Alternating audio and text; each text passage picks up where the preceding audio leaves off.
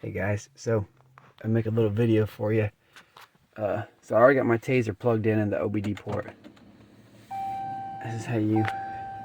My car doesn't have the sport mode. All right, so set my phone up here on the steering wheel.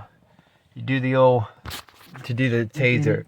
Nathan McNeil. Shut up. To do the Tazer, you hold this one and you tap this one to flip to the menu. And then when you select one, you hold that one again. You keep holding that one and you press the cruise button there, and it selects it. So we're gonna go down to audio. Okay, and then we go like that, and we go to performance, and then we go to, let's say paddles right there, and you just select yes. All right, and then I did a reboot on here, which is you go to this section right, you'll see it'll say reboot, that one, and I did that, and then all that does is it resets the computers. Okay, so then crank it up. So what happens here is you can put it in drive. System ready.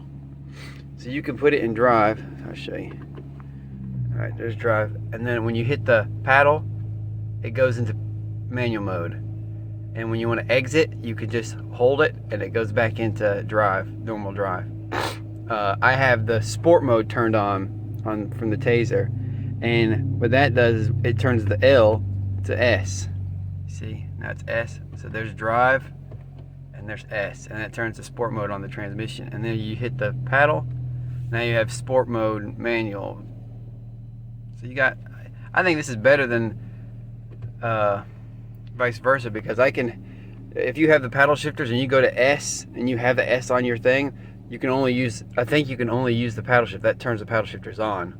I think. I don't know, but I think that's how it works. This gives you a better work because you can go S and it'll be fully automatic S, or you can go into and use your paddles. So I think it's better this way, but I don't know. But that's how you do that. And anyways, well, so to install them, it wasn't too difficult. There's a video on there online already, but you just get something small that fits in there, and it's literally like right there. I thought it was deeper in there, but it's literally like right here. You'll feel a little spring, a little wire spring tension thing. Alert. And you pop that, you'll feel the airbag pop off. Make sure you take your battery out first. Do your battery negative terminal first.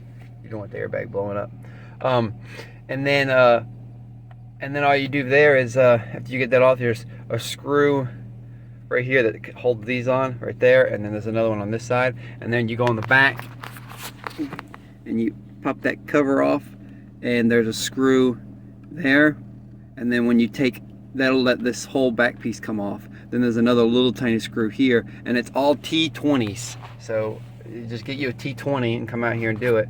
And that other little screw that's over here, so you got the bigger screw in the middle here, and then you have another little smaller one. Once you take this piece off, the shifter thing off, there'll be a little screw right there, and it's T20 as well, and that holds this on. So there's two screws holding this front cover on, one over here to the left, the top corner, and then one back on the back side on this side, and then that comes off, and then that lets you, once you take that off, that lets you get the wire out, and the plugs are up top.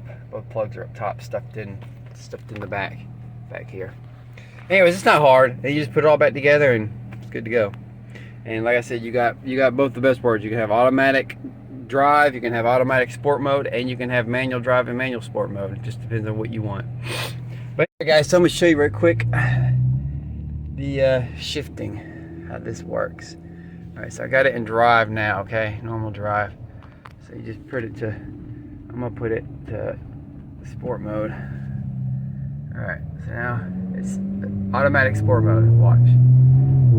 See, it shifted itself. I didn't do that. But then if I want it to be manual, click the button, now it's manual. I can downshift it.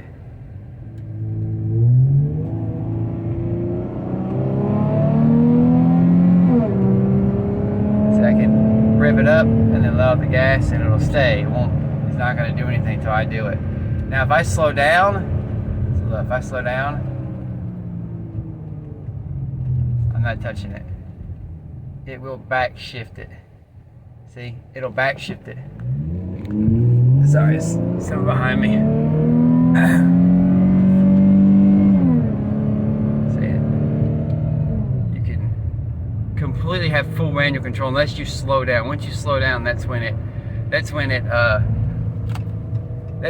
freaks out. Not freaks out, but that's where it'll do it. It'll change it itself.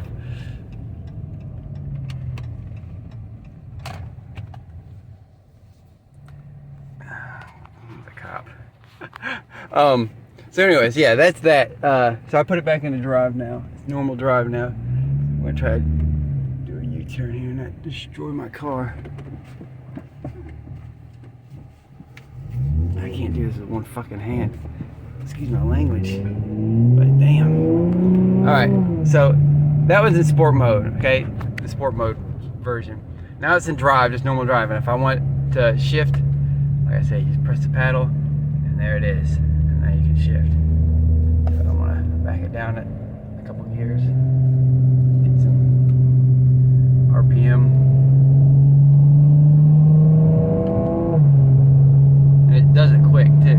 Like it works really well. I like it. I like it this way. It does drive pretty good. Like I said, it won't upshift. I don't believe it'll upshift. I think you can redline it if you wanted to, I guess. I don't know why you would want to, but you could. But it does automatically downshift if you get too low in RPM, just to keep the engine from stalling. That's all it does. That's why it does that.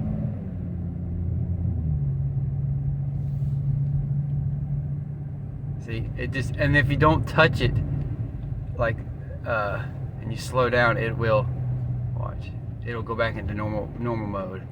So now it's in normal mode. See, it's downshifting itself. Anyways, that's that, folks. Hope that answers some of your questions and your concerns. If you have anything else, just shoot them at me. Bye.